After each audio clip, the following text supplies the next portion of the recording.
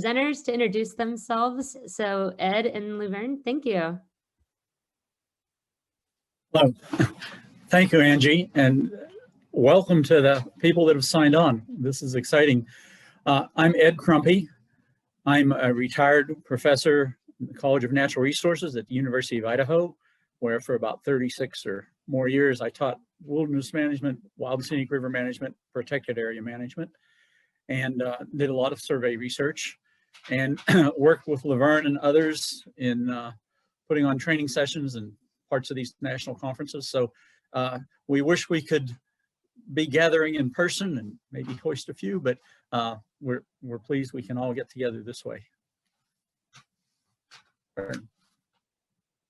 Hello, everyone. I'm Laverne Grosing. I'm a retired Bureau of Land Management recreation planner, and I worked my entire BLM career, over 30 years, on rivers, and primarily on the lower Salmon River in Idaho,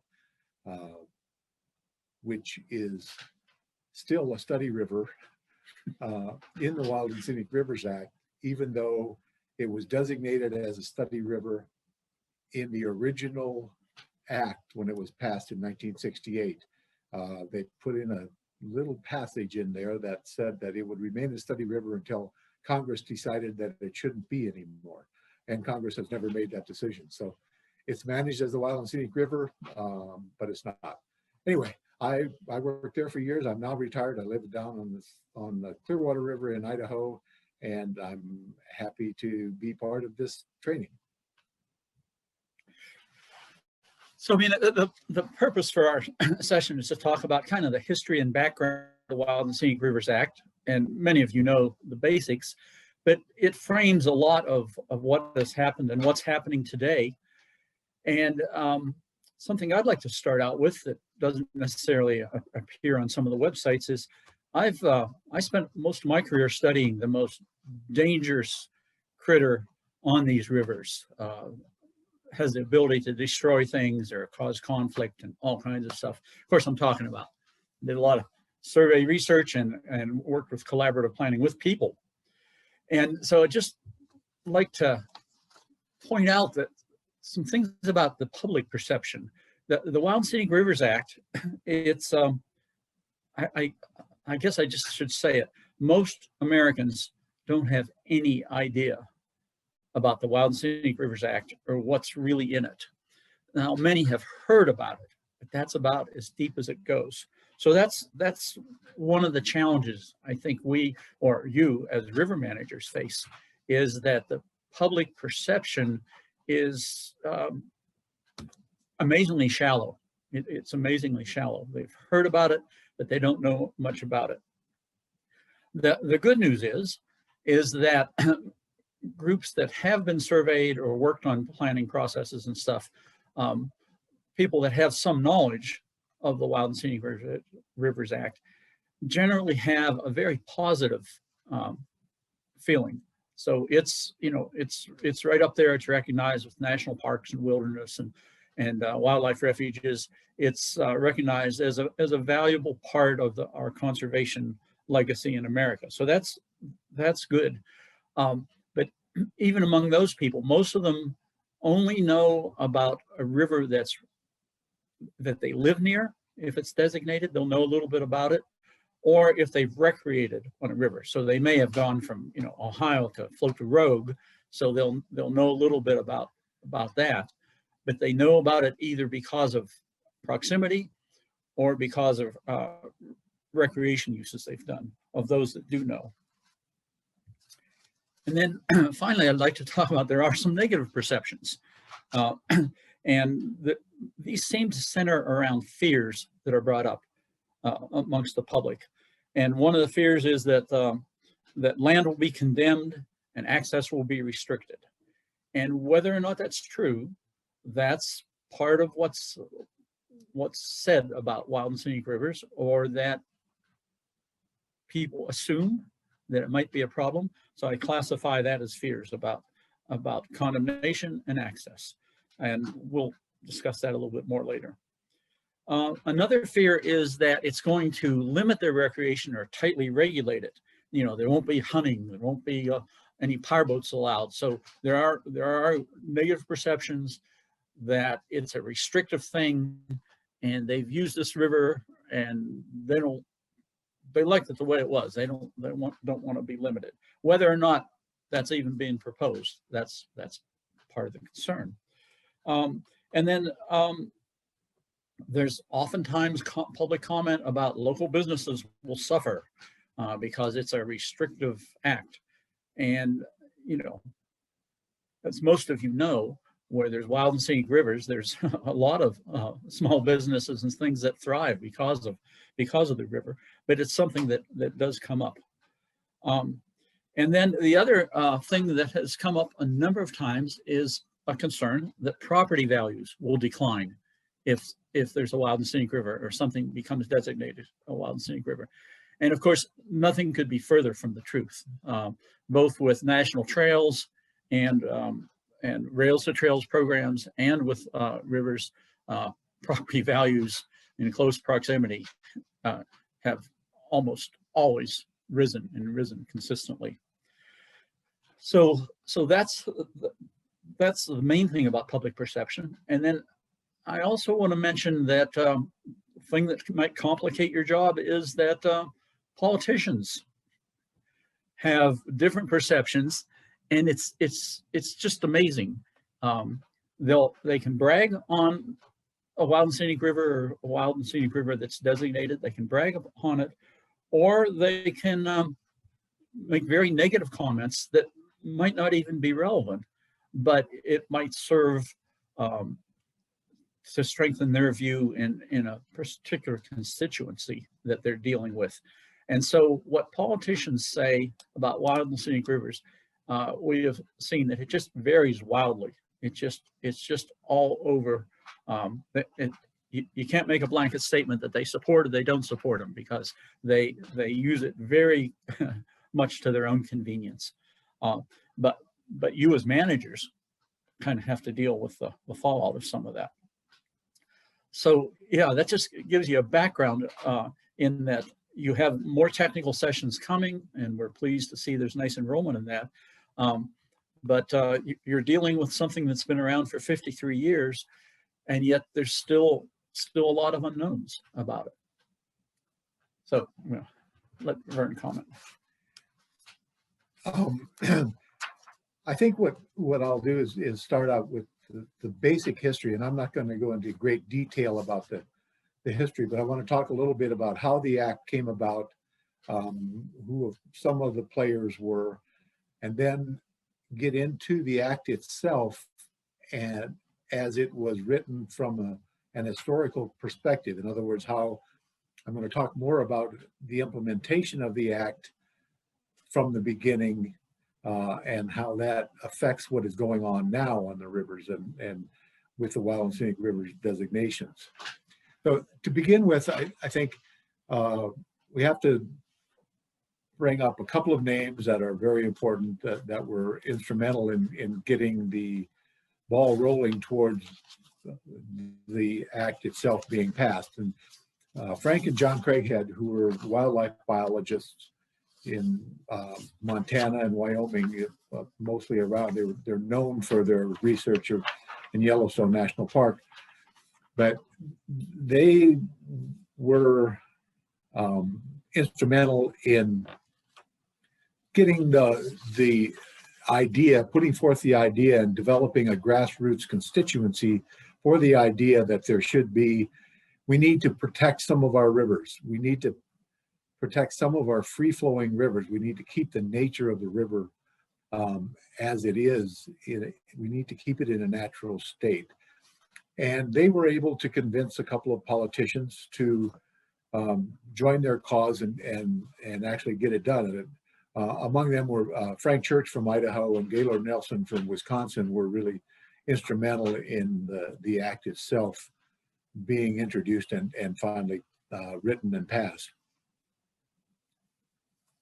So with that, the interesting thing about the Wild and Scenic Rivers Act is that basically there's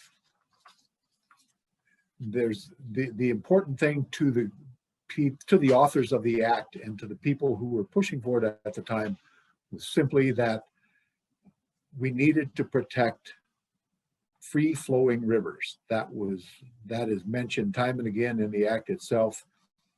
The free-flowing part, the rivers were dammed. Dams were being proposed at an astonishing rate.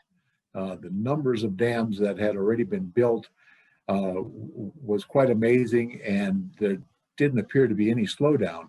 And that's really the impetus for the Wild Scenic Rivers Act. And it is really the only thing that they used as a qualifier, that it has to be free flowing. And that was what they were trying to protect.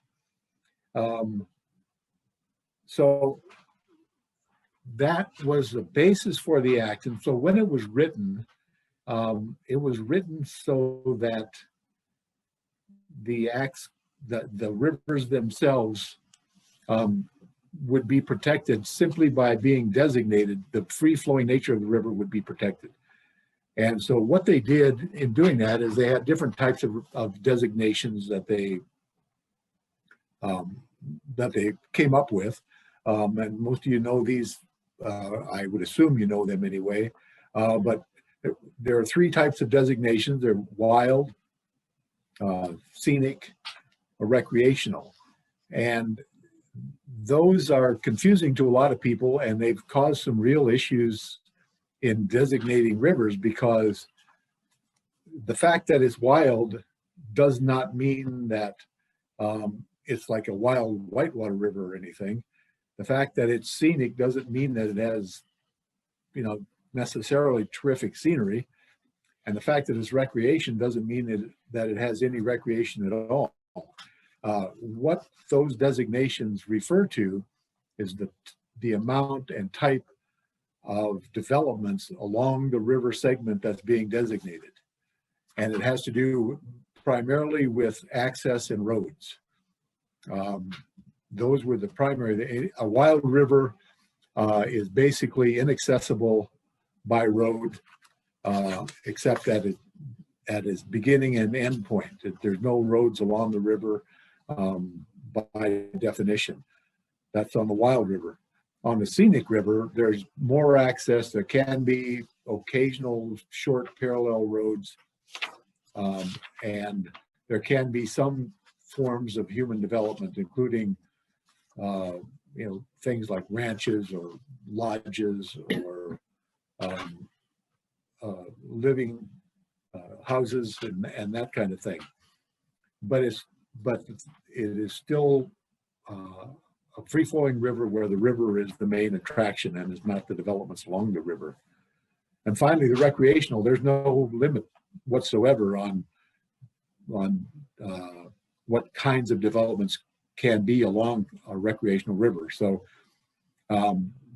that's why you see some rivers that have been designated that flow through the middle of a city.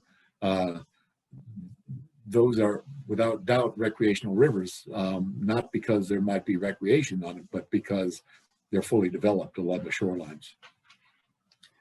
So they came up with with those three designations, and then they said that all rivers that are designated have to have two qualifications. The free-flowing one that I mentioned earlier.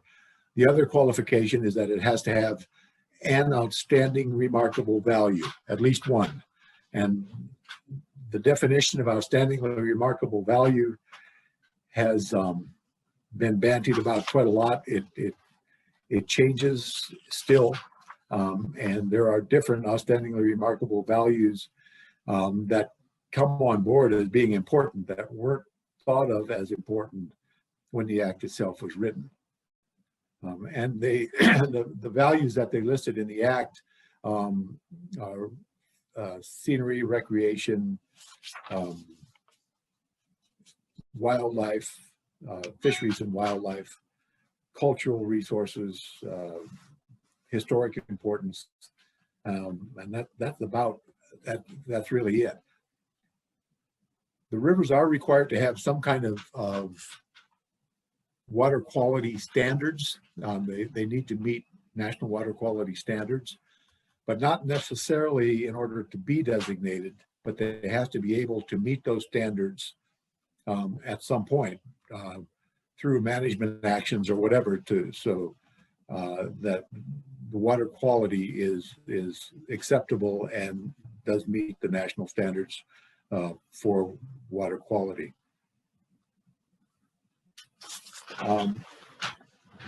Then the other thing that they did is the original act designated 8 rivers as to be an instant part of the Wild and Scenic Rivers system. But it also designated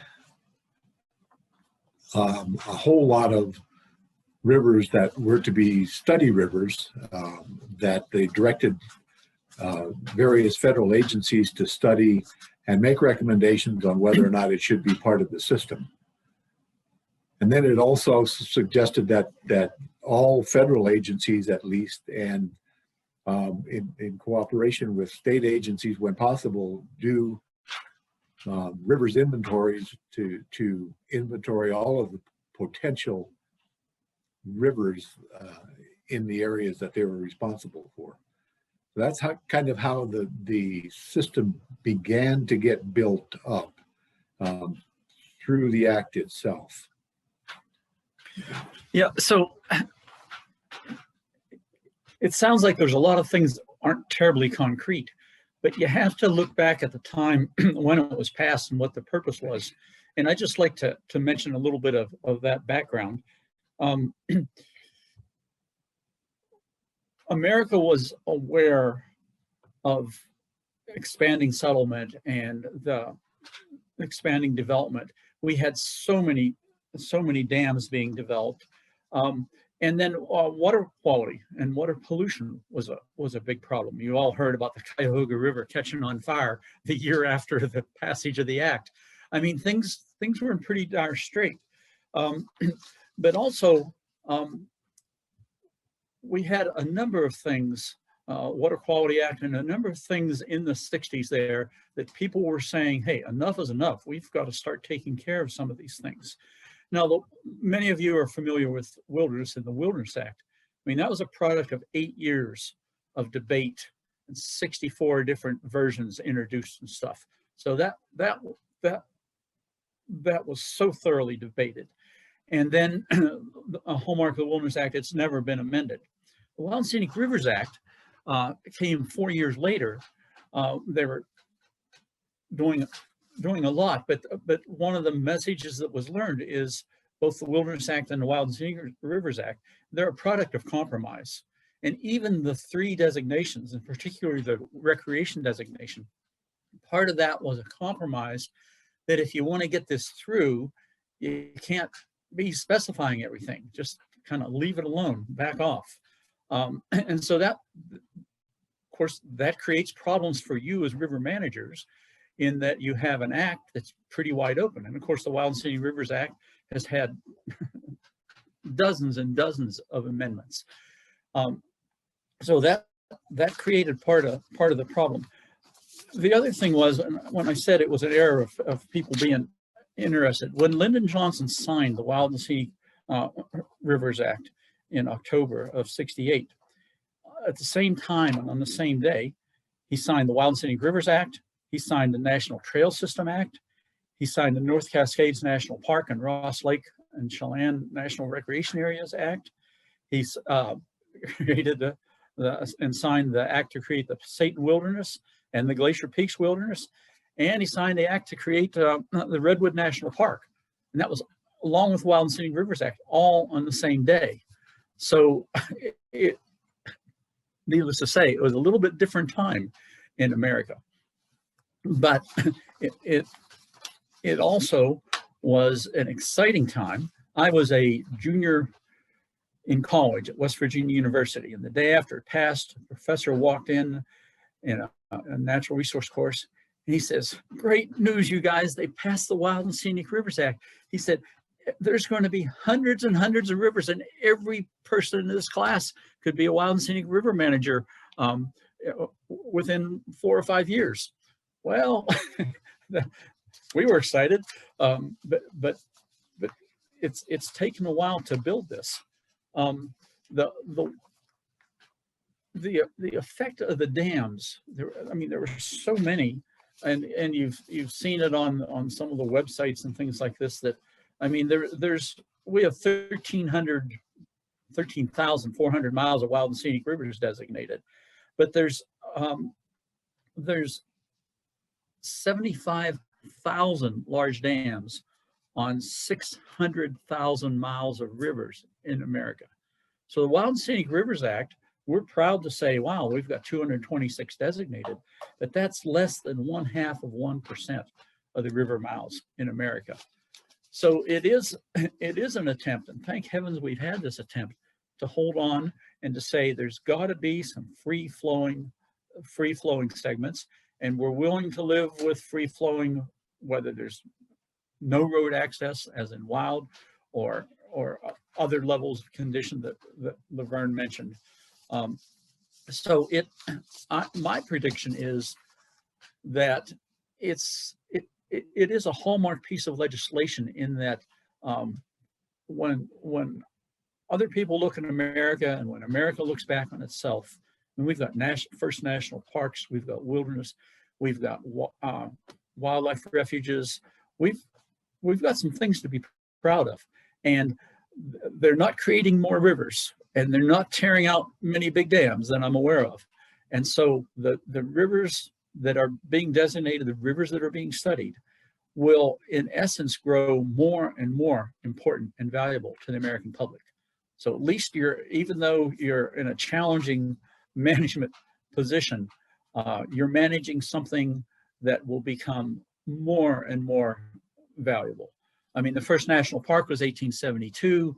50 years after that was 53 years was 1925. People hardly knew what national parks were back then. Well, we're just 53 years into the Wild and Scenic Rivers Act. So you add another 50 years, and they're going to be more and better known and more valuable to the public. Yeah, I think that just shows what a great tool Wild and Scenic Rivers Act can actually be to preserve those remnants of free-flowing rivers that we have left, and that's becoming more and more important. And there are more and more rivers being studied and for potential designation into the system. So I think that what Ed said is exactly right. The importance of wild and scenic rivers is going to increase greatly as long as we still have wild and free-flowing rivers that are free-flowing rivers that still exist in this country. And I think there are quite a number that would qualify. So I want to get back a little bit now to the act itself and what the act did to promote this system. And I mentioned the types of designations and so on, but the other thing that the act did was require river studies to be done. I mentioned that before, but they required federal agencies to inventory and study all of the rivers that flowed through their lands to find out whether they were eligible for designation. And the eligibility depended purely upon physical qualifications of the streams. So basically it was an inventory and what those physical qualifications might be. And obviously free flowing was the number one qualification. They all had to meet that one. And then they had to inventory the ORVs, the outstandingly remarkable values. And so that was a requirement of the act that the Secretaries of Agriculture and Interior do those things to promote the system and to increase the number of rivers in the system. And the agencies, in response to these requirements, both the Park Service, the Department of Interior, all of the agencies in the Department of Interior, with the exception of Fish and Wildlife Service, came up with their rules and regulations to implement the Wild and Scenic Rivers Act. And the Forest Service did also. This was back in 1982. So they came up early, and they've been refined many times since then. And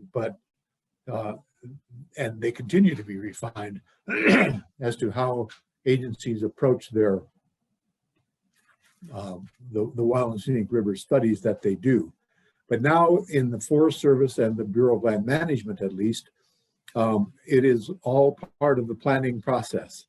When land use plans or forest plans are being developed, one of the requirements that the agency has put on itself is that all rivers will be looked at and studied for eligibility. So that was the first one.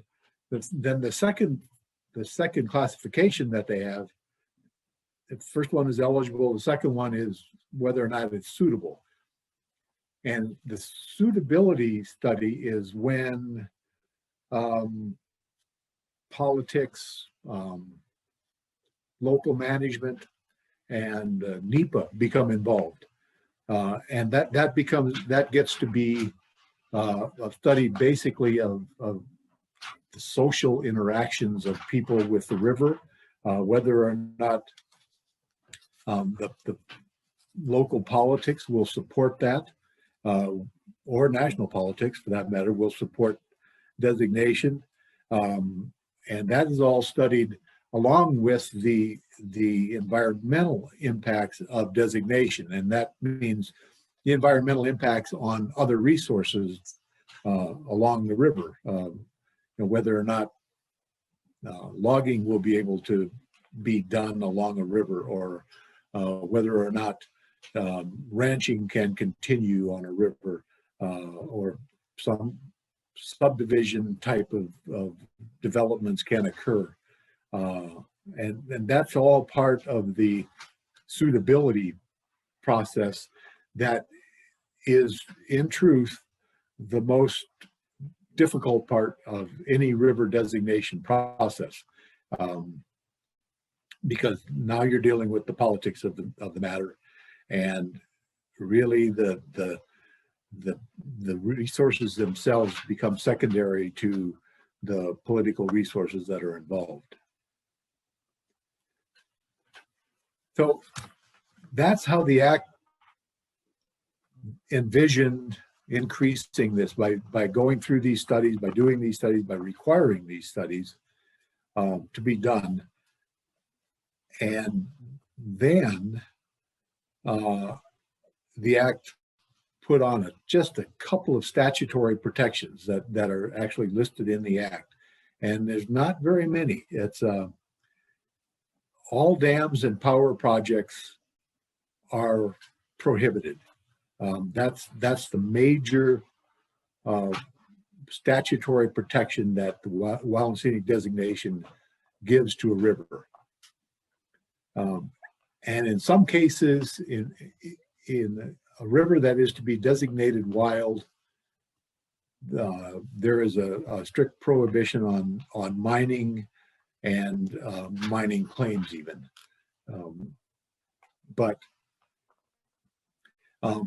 there is on recreational and scenic, there is no prohibition on mining. That is to be done through the agency regulatory process rather than it being a statutory requirement. So that's really the only statutory requirements that the Act itself put on to protect the rivers. And then the other thing that they did is they sort of talked to the management agencies about what they could and could not do in general. And that is that, for example, Ed mentioned condemnation early on, and the Act specifically prohibits condemnation if more than 50% of the river banks are in public ownership already. So in truth, condemnation is a very, it should never be a big issue, because if more than 50% is already owned, agencies can't do anything about it anyway. And then they also required agencies to protect and enhance the ORVs that the river is designated for. And that's kind of a critical thing that's been used a lot, actually, and that's one of the tools that agencies can use, because the protect is fairly obvious, but the enhance is not necessarily so obvious.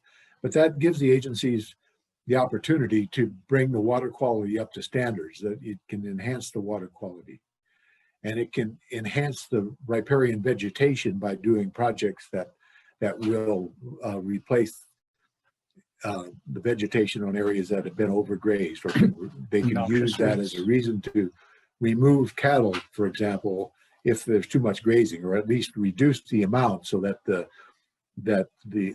outstandingly remarkable value is enhanced as opposed to just existing as it is. So that was a pretty important part of it, is that protect and enhance requirement that Congress put on the agencies. So Vern, wasn't there a requirement that for a number of years they can't, while rivers being studied, it can't be deteriorated or degraded? Yes, when rivers are being studied and found, when they are studied and found to be eligible, and the agency reports that or qualifies them as eligible, then they have an automatic 3-year period, I believe, where they are under the protections of the Wild Scenic Rivers Act, so that they can't deteriorate while the studies are being completed and through the suitability and the recommendation to Congress. And sometimes that was extended, I believe. And that could be extended as long as it took, because the political process is so slow, that it was extended frequently, actually, and Congress extended those deadlines itself in many cases. So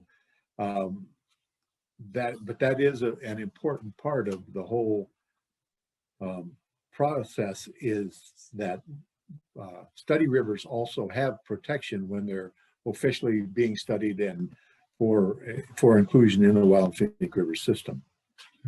And so once again, you can see it's intuitively unclear to the public. So they've heard there's an eligibility declaration in a plan, and now there's a river study being done, and then they don't hear anything more about it. Then they hear Congress has extended it. It's confusing to the public.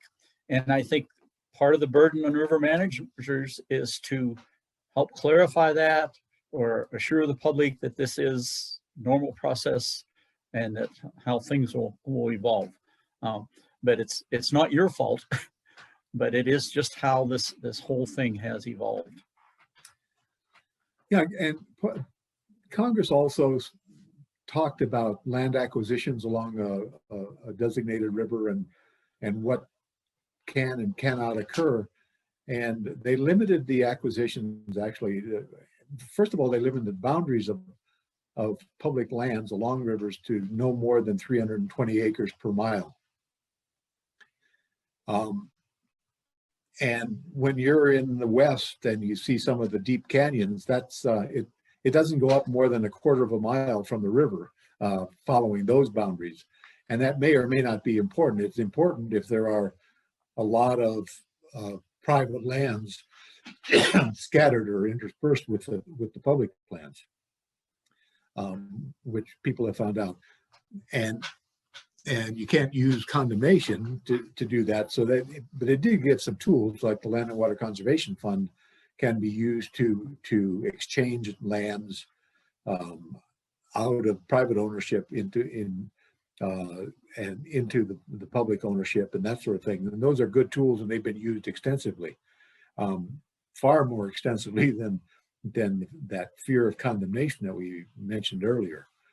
When we first got started managing wild and scenic rivers, condemnation was a tool that was used somewhat frequently, and that's what caused the whole controversy, I think, because agencies were using tools that Congress gave them, and I think politically that became unacceptable after a while. And so even though there was restrictions on 50% or less, we could still use it. And so that no longer really, you rarely see condemnation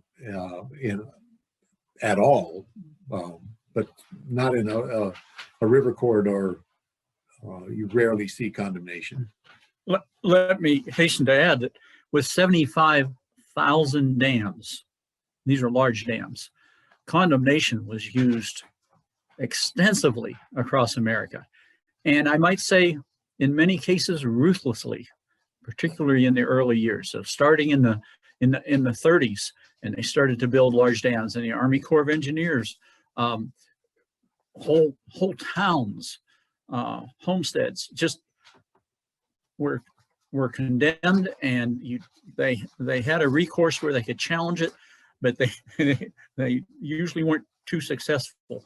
So with 75,000 dams that have extensively used condemnation, you can understand why the public now says, oh, wild and scenic rivers, we don't want any more of that condemnation. And so that's a legacy that we're not responsible for, but it's a negative legacy that has kind of smeared over into something that it wasn't even intended with the Wild and Scenic Rivers Act.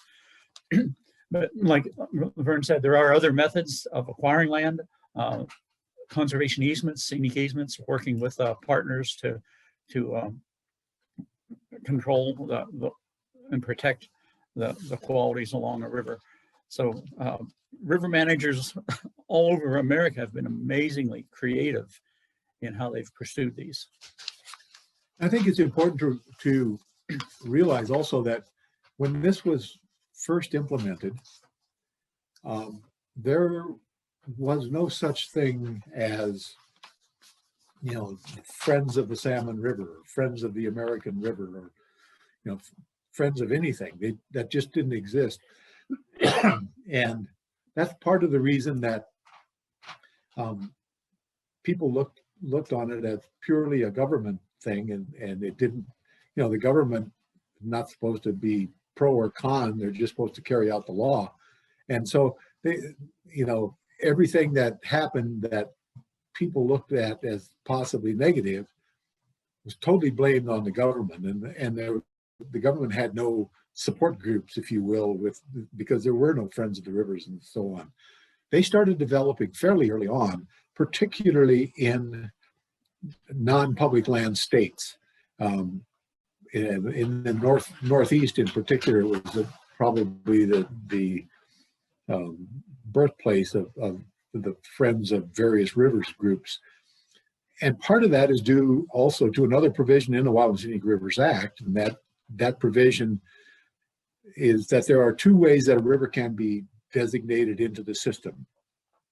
One is through the process that we talked about earlier, where public lands, rivers, and so on. But the other one is the governor of any state can ask the Secretary of Interior or the Secretary of Agriculture to designate a river if there is support in the state for that river.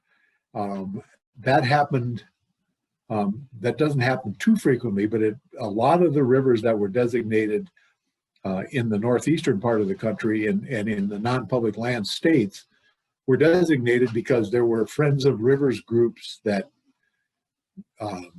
convinced the governor that, and did the work to convince the governor that the rivers could be and should be designated, and the governors then pass that on to the secretary. And if it's requested by the governor, the secretary doesn't really have an option. It's they are required to then add it to the Wild and Scenic Rivers system, and that's kind of where the National Park Service Rivers and Trails programs got started. Largely due to that, to friends groups that recommended to the governor, that recommended to the department, the various departments, that they should be managed, because the Park Service was in charge of, would be in charge of the non-public lands rivers in terms of working with the local agencies or local groups to determine the best management practices for those rivers. So that's kind of that turned out to be an important part of the Wild and Scenic Rivers Act that rarely gets mentioned, but it was quite important. So the next, I think I want to give you an interesting anecdote about one thing that kind of is a pretty good indication of how implementation of the Wild and Scenic Rivers Act ran into various barriers, ran into various issues, and ultimately sort of was resolved. But on the Salmon River in Idaho, there was back in the early 1990, actually late 1980s, there was a move afoot, and a group that was just totally opposed to Wild and Scenic Rivers designation. For the main reason is they were concerned about property rights, but they put out really bad information, totally inaccurate information about what would happen if a river were designated, and it focused on condemnation but also on exchanges or land purchases or land donations. It didn't matter. It was something that was going to take away all of their rights, basically, and take away all of their property. And one of the things that they focused on was a section of the act that said that if there was a willing seller along any river, a federal agency could acquire that property from the willing seller on a market value basis, and as, I guess, incentive to the seller, if the seller needed further incentive than dollars, they were allowed to give the seller a 25-year lease at basically no charge, that they could continue to live on that property for 25 years or until they moved off, whichever came first. And that the group that was opposed to this said, interpreted that as meaning that they were going to condemn your land and they would allow you to live on that unless you did something wrong, and then they were going to kick you off, and so you didn't have a chance of actually following their regulations, and therefore you were going to lose your property, even though that particular thing was the fact that they could continue to live there at no cost after having sold it. And so it was and that quote unquote knowledge was widespread, and it took a great deal of effort to put down that whole idea that in fact that was a benefit to the landowner as opposed to being something that they had to fear. And that's just one anecdotal thing that we ran into that really colored the whole implementation of the Wild and Scenic Rivers Act. And politicians were very willing to to promulgate some of this, specifically, even when it was pointed out that it was counter to fact, but it appealed. I want to pause here for a second, because we've been talking about the history and the background and some of these qualifications and things. obviously you can get into the weeds pretty technically, but you have at your fingertips an amazing resource. And what I'm talking about, I'm going to do a share screen, and we're going to take a look at rivers.gov.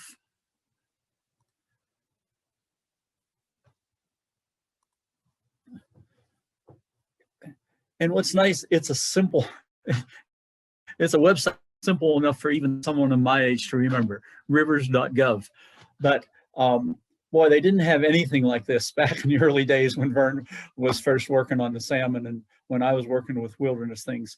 But it's just a complete resource. It's amazing how much information is out there. It's very similar to wilderness.net.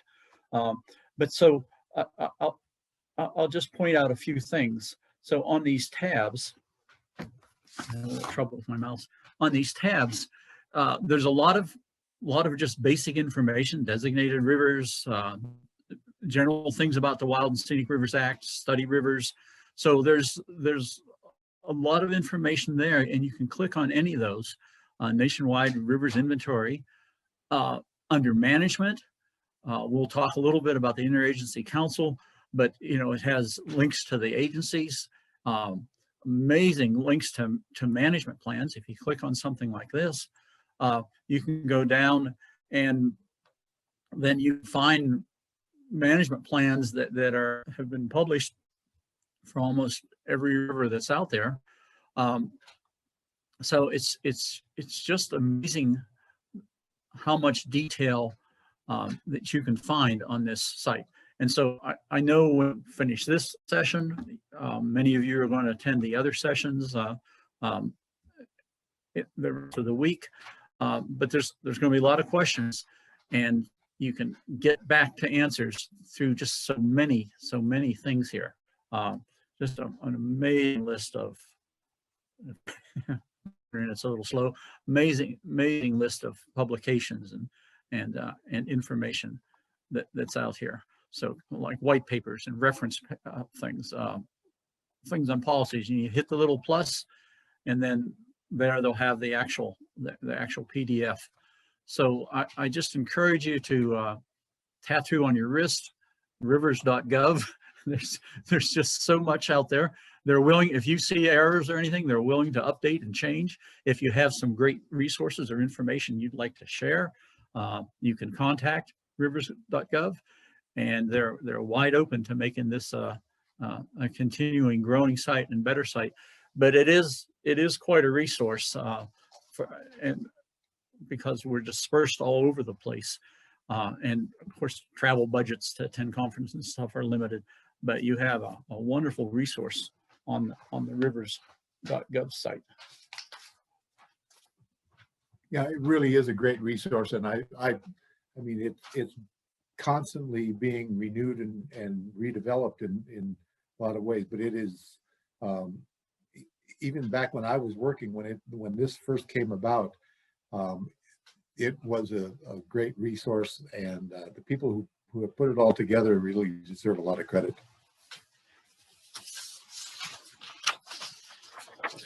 I might mention one other thing that I was thinking of. Since many of you, I assume, are wilderness managers, I should manage that. I mean, I should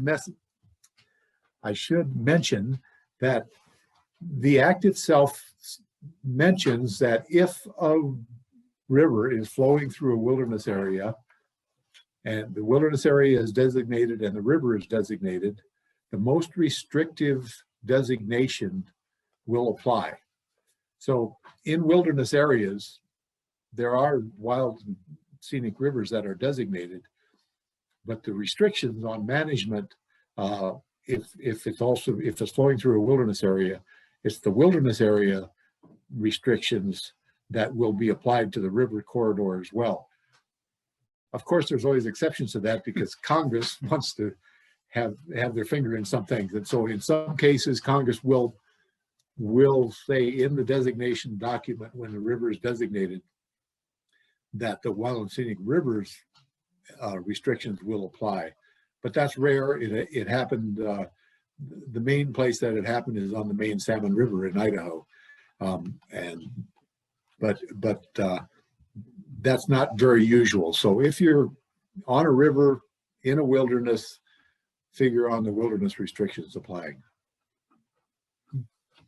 But once again, I mean, you can appreciate that that's a little bit confusing to the public. And if it comes up, then you have to think about ways to address that. Do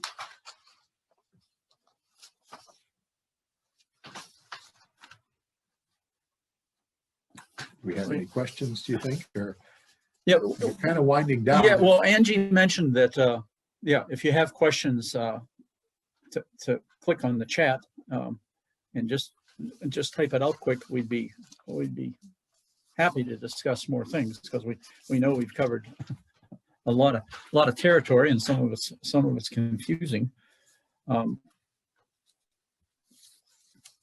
So that would be helpful. I don't see any questions right now, but yeah, if anyone has any questions or comments, feel free to put those in the chat. Okay. So I guess one of the things you need to think about as you move further. I mean, this was passed back in 1968. Some of you probably weren't born then, and others can vaguely remember it. But times have changed, and there's new challenges too. You know, out here in the West, Vern and I are sitting in my home in outside Moscow, Idaho, but it's a drought year, fires and fire control, and now there's emphasis on thinning and fire prevention. Those are all going to present new challenges. We've got Ford pickups come out with electric cars, and there's, you know, the whole development of technology. And so what happens if somebody finds a great source of, I don't know, lithium or something along one of these rivers? You know, Congress can create them. They can think around with them too. So we are going to be facing new challenges. The other thing is communication. It's a blessing and a curse, but I can remember sitting in on public planning process for Hell's Canyon, and the big debate among outfitters and guides was whether or not they would let their clients know that they had satellite phones. Now, they all felt they had to carry a satellite phone in case there was a really serious accident. But the last thing they wanted was clients to come up and say, I've got to talk to my stockbroker, or, you know, my house is for sale. I've got to know. They said that would just ruin the whole experience on that wild and scenic river. Nowadays, you know, you've got cell phones, and now they're putting up satellites that almost anywhere in the world you could not only get access to a phone, but you could get access to all kinds of the whole internet, everything that's on it. But there is a limitation. These things all operate on batteries, and batteries you go dead. And so there's been lots of folks that have gone out there and say, I've got my GPS, or I've got my cell phone with my Google Maps. And then after the first day, they have no information. So those are things that you all are going to have to face. There's been changes in managing overflights from military overflights and things like this. So there's a lot of new technologies and new challenges that you'll be facing. And obviously, those old codgers that wrote this act back in 1968 couldn't even foresee a lot of this. The good news to me is that your job will never be uninteresting, no matter how long you spend associated with wild and scenic rivers. You're doing a great good for the public and for the rivers and the environment, but you're going to continuously face challenges and interesting new things to face that you'll never have a dull job. I see a couple of notes here, questions that we can attempt to answer. One from Chris Noyes So is there any backstory to the provision in the Wild and Scenic Rivers Act re federal lands that border upon or are adjacent to a wild and scenic river are to be managed to protect and enhance the ORVs? And I think that the best one that I know of, a good example anyway, is the Owyhee River in Oregon. There was some real issues with grazing along the Owyhee River in Oregon. The BLM attempted to resolve those issues, got sued because of it, and it went through the courts as to whether or not BLM was acting in good faith to protect and enhance the values. And the courts all the way through, it was upheld. BLM was upheld. The restrictions were upheld. And so the whole thing was focused on the enhance as opposed to the protect. And so I think if you looked into that case on the Owyhee River in Oregon I think it was in the early 2000s when that occurred, that might give you some background information. Scroll to the last Then we have another one from Karita. Hi, Karita. The perspective about designating rivers in more urban areas, whether there are any stories of rivers in more developed areas that we're proposing designation. And at this point, I can't answer that last part. I don't know about rivers that have been proposed for designation, but I do know that there were a number of rivers, that go through small towns that were in fact either designated or proposed for designation. That's fairly common. And I know that the St. Croix, through some of the urban areas in Minnesota, and you know about the St. Croix better than I think, but some of the areas that were designated, I believe, are right through downtown Minneapolis, St. Paul, if I'm not mistaken. The very last one with the Sunbeam Dam. You have that? Let's see. Do we know the story behind the Sunbeam Dam that was blown up on the upper Salmon River near Idaho? Near Stanley. I would say this. I know the story. I should say stories, because I don't know that there is an actual. I don't think anybody actually knows how that dam got blown up, but I believe that the most common story is that it was done by locals because the dam was keeping fish from running up into the sockeye salmon from running up above the dam, and the sockeye salmon population was decimated at that point, and that I think had something to do with it. But of course, it also had unintended consequences because it also left other predator and non-indigenous species could then also move up and down. So, yeah, it's not something you want to have happen. Yeah. Then we have another question from Corn Creek staff. Is progress being made with the Wild and Scenic Rivers legislation for protecting the headwaters of feeder streams flowing into the main Salmon River? And I,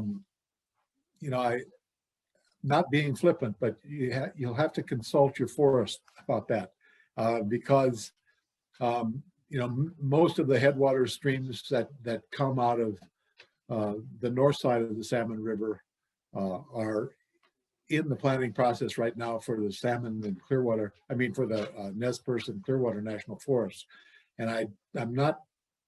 And that process is still ongoing. It's not completed. And I'm not sure what the Salmon National Forest has done, nor the Payette. I think the Payette has completed theirs. So whatever their plan says it's probably the way it's to be, and I'm not sure about the Salmon National Forest. But many of these are entirely within wilderness and probably wouldn't be terribly controversial. It'd just be an additional layer of protection. But it's yeah, it's being considered. And in the Nez Perce Clearwater National Forest, there was considerable support for designating some of these, but I don't know how it's come, the final ruling.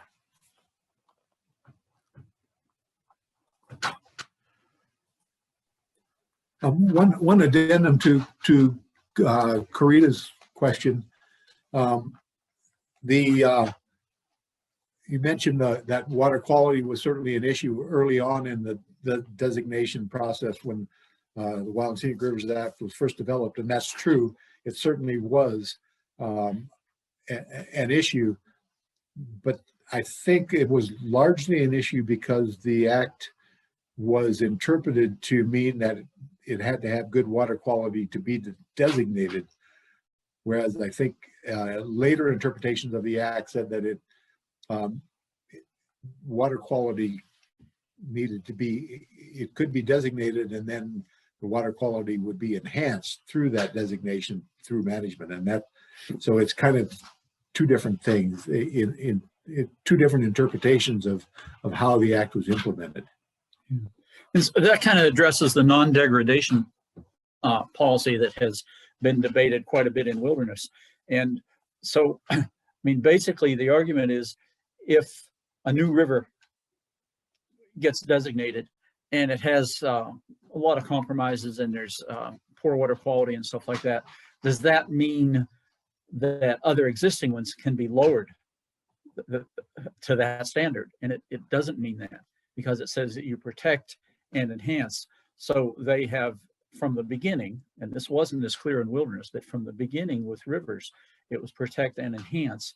And so they could do what management was needed to bring those standards up to acceptable qualities. And that was an important important change in development, because it allowed them to take a proactive stance in enhancing water quality. And they do that in partnership with, with state water regulators and pollution control agencies. So it's an important concept that just because it was a certain condition was designated doesn't mean it can't be improved. I just saw another question come in from Ray asking, was Section 7 of the Act particularly controversial?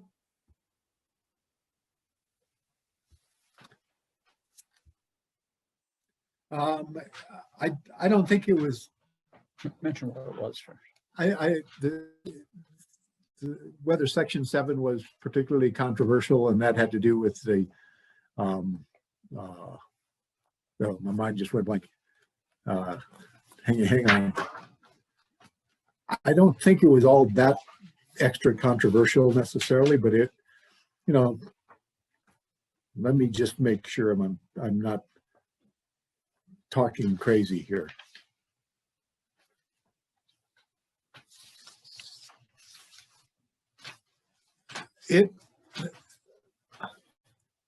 I don't think it was controversial when it was put in there, but it was controversial when it was applied. I guess that's the best way to put it. I mean, the Federal Power Commission was on kind of I shouldn't say it this way, I suppose, but they were kind of on a power trip. And they when they would issue licenses to anybody, honestly, and it became controversial during the small hydro boom in the 1980s. That's when it really became popular. I think when the act was passed, became controversial. When the act was passed, I don't believe it was all that controversial, honestly. But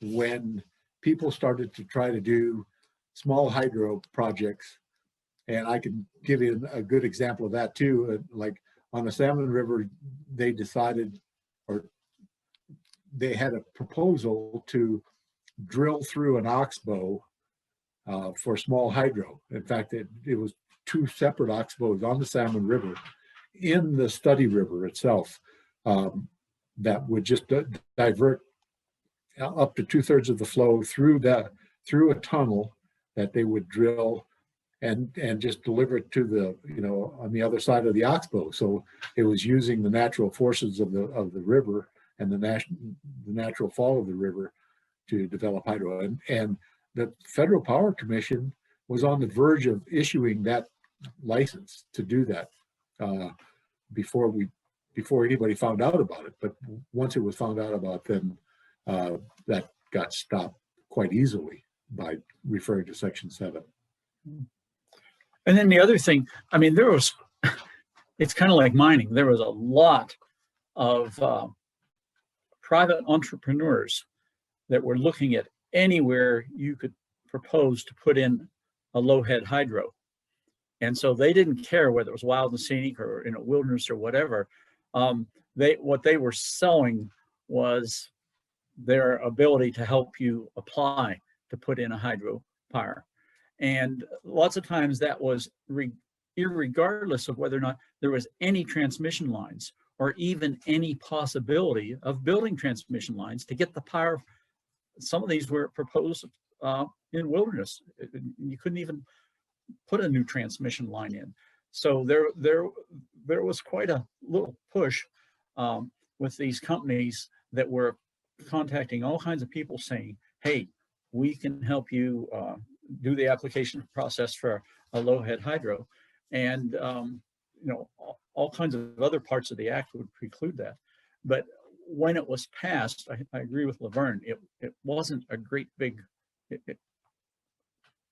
compromise portion of the arguments for the act, but it has become important and even more important later.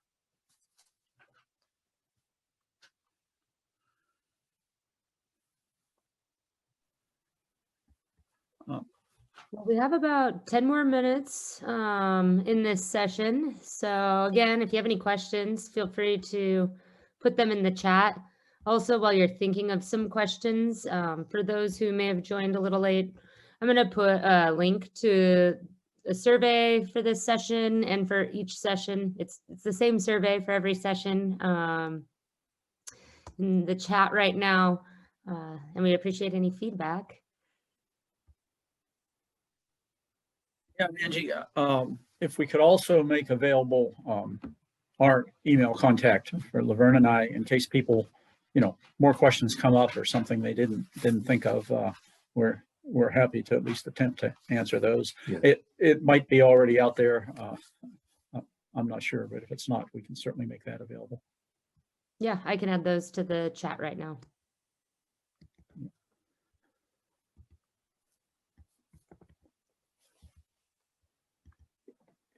I think another thing that was, well, like I said, these bills were a product of compromise. And I had a political science professor at Colorado State when I was working on my doctoral degree that had been a congressional aide to one of the senators that played a prominent role. And things kept coming up. They'd have committee meetings, and the aides would come back and say, well, they want this or what that. And this congressman would say, oh, okay. And finally, this professor, who was a college age person as an aide, he said, well, is there any bottom line that you don't want to compromise on? And the person said, well, I'd like to keep my name associated with it. So I mean, it was those were tough negotiations. And it takes compromise to get through. And I guess part of my closing thought is to realize that, boy, the amount of management resources and warm bodies and personnel assigned to wild and scenic rivers, it's not growing. It's terribly fast from what I see. So to manage these incredible resources and 13,000 miles of rivers and stuff, you have to do it in concert with the public.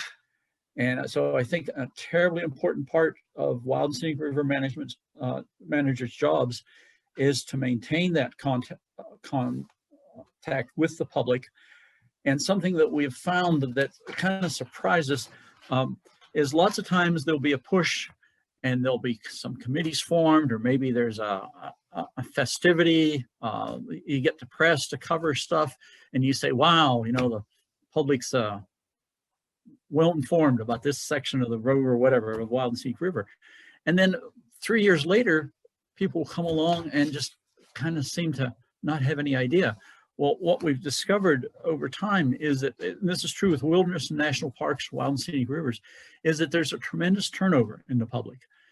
And while you may have enthusiastic support, you have to constantly be enriching that, feeding it, repeating yourself, realizing that new people are coming in. And some of your strongest supporters, maybe they move, but then maybe they'll become a supporter of a more local Wild and Scenic River.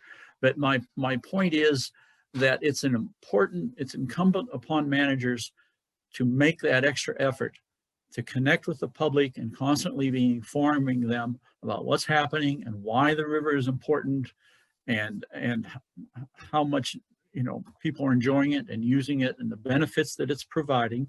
And you have to do that over and over because the American public is constantly changing. So it's not a one-time push or one-time effort. It just has to be part of the job.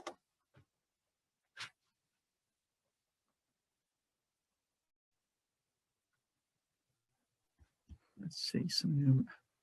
All right, I Got a see few. one in the chat.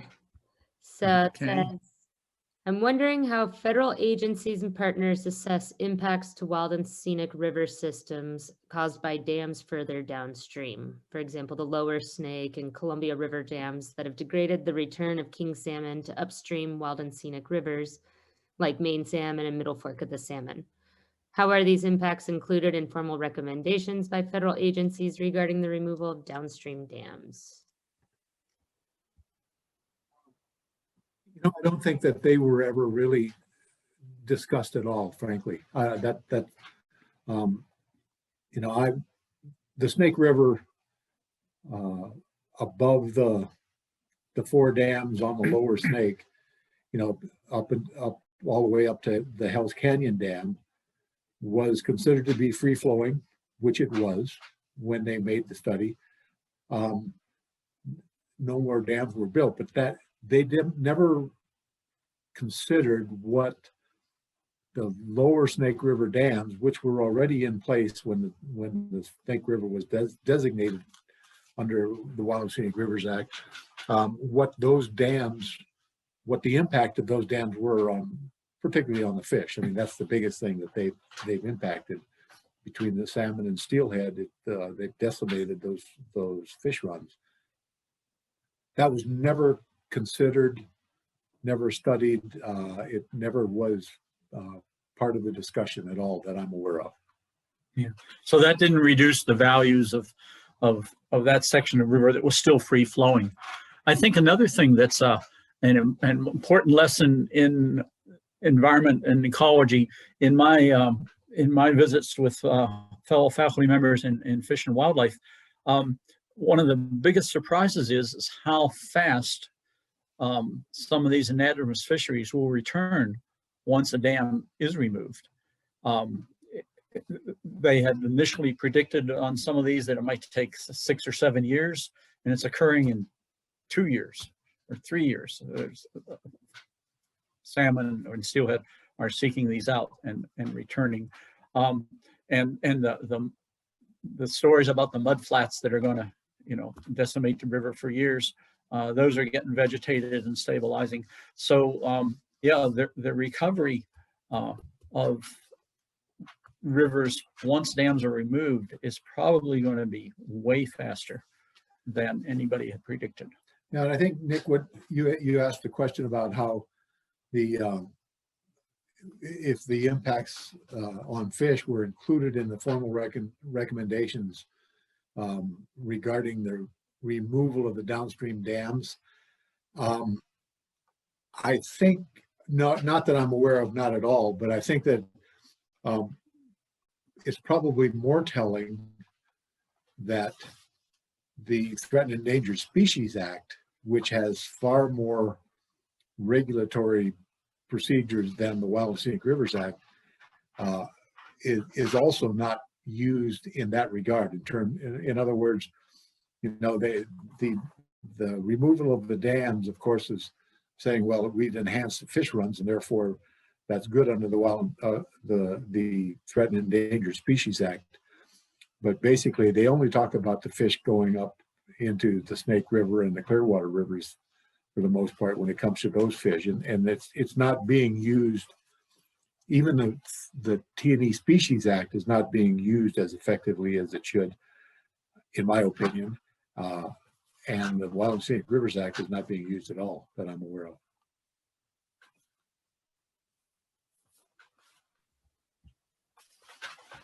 Well, I don't see any other questions. We've only got just a few minutes left. So I just want to take a moment to thank both Ed and LuVerne again for some great discussion about the Wild and Scenic Rivers Act. I definitely learned some things today.